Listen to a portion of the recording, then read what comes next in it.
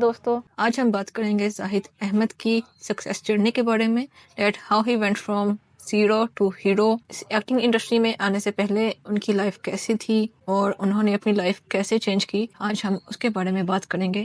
یہ بات ہے 2016 کی، جب زاہد احمد کے بارے میں ایک پکچر سوشل میڈیا پر سرکولیٹ کر رہی تھی جس میں ان کی شوکنگ ٹرانسفارمیشن کے بارے میں لوگ کافی بات کر رہے تھے۔ تو زاہد احمد نے خود اپنے فیس بک پر آ کر اس پکچر کی تصدیق بھی کی تھی کہ انہی کی پکچر ہے۔ زاہد احمد نے بتایا کہ بہت سی ویب سائٹس پہ اور سوشل میڈیا پر یہ پکچر سرکولیٹ کر رہی ہے اور لوگ مجھ سے پوچھ رہے ہیں کہ یہ سچ ہے یا نہیں۔ تو انہوں نے بتایا کہ یہ بالکل سچ ہے، لیکن جس طرح ہر ایک تصویر کی ایک کہانی ہوتی ہے، اسی طرح میری بھی ایک کہانی ہے جس کا آپ کو نہیں پتا۔ اس پکچر میں آپ صاف دیکھ سکتے ہیں کہ زاہد احمد کو ہیئر لاس ایشو تھا اور وہ کچھ اوور ویٹ بھی تھے۔ تو اس پکچر کی پیچھے چھپی کہانی زاہد احمد نے خود شیئر کی۔ وہ بتاتے ہیں کہ 2011 میں انہوں نے ایک IT کمپنی جوائن کی تھی جہاں پر وہ ایز اے COO کام کر رہے تھے، اور اسی سال ان کی شادی بھی ہوئی تھی۔ جب وہ اپنے ہنی مون پر تھے تو کے آخری دن انہیں پتا چلا کہ وہ جس کمپنی کے لیے کام کر رہے تھے وہ ایک فراڈ کمپنی تھی اور بند ہو گئی تھی۔ اس کمپنی کے بند ہونے کے ساتھ ہی زاہد احمد بھی اپنی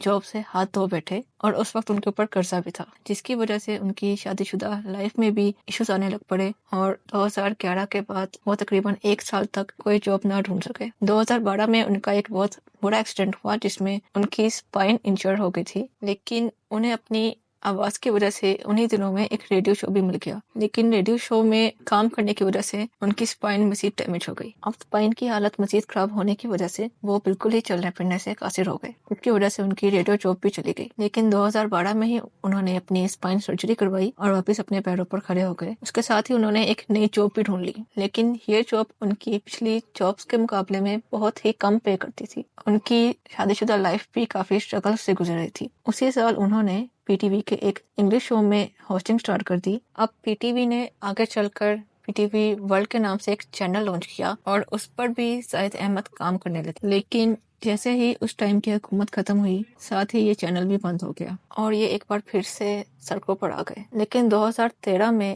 ان کی زندگی میں ایک نیا موڑ آیا جب انہیں تھیٹر میں ایک کام کی آفر ہوئی۔ یہ انور مقصود کا پلے تھا جس میں انہیں جناح کا رول پلے کرنا تھا۔ اس پلے کے لیے انہوں نے اپنا ہیئر ٹرانسپلانٹ کرایا اور تقریباً 22 کلو وزن لوز کیا تاکہ وہ اپنے آپ کو کریکٹر میں ڈھال سکیں، لیکن ان کی قسمت نے ایک بار پھر پلٹا کھایا اور اس پلے کا پروڈیوسر کرپٹ نکلا، جس کی وجہ سے وہ 2014 میں تھیٹر چھوڑنے پر مجبور ہو گئے اور ایک بار پھر سے کراچی کی سڑکوں پر آ گئے۔ اتنی بار کامیابی کے قریب جا کر بار بار ناکامی فیس کرنے کے باوجود بھی زاہد احمد نے ہار نہیں مانی۔ 2014 میں ہی زاہد احمد نے ایک پاکستانی ڈرامہ محرم کے لیے آڈیشن دیا اور سلیکٹ ہو گئے۔ اسی سال انہوں نے الوداع ڈرامہ میں بھی ایک رول پلے کیا جو کہ نیگیٹو رول تھا، جس کے لیے انہیں best actor in negative role کا ایوارڈ بھی ملا، اور یہیں سے ان کی مقبولیت سٹارٹ ہوئی۔